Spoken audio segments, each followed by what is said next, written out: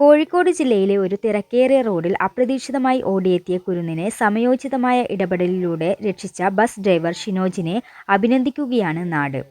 റോഡിനു കുറുകെ ഓടിയ കുട്ടിയെ കണ്ട് ഒട്ടും പതറാതെ നിമിഷങ്ങൾക്കുള്ളിൽ ബസ് ബ്രേക്ക് ചെയ്ത് നിർത്തിയ ഷിനോജിന്റെ ജാഗ്രത വലിയൊരു ദുരന്തമാണ് ഒഴിവാക്കിയത്.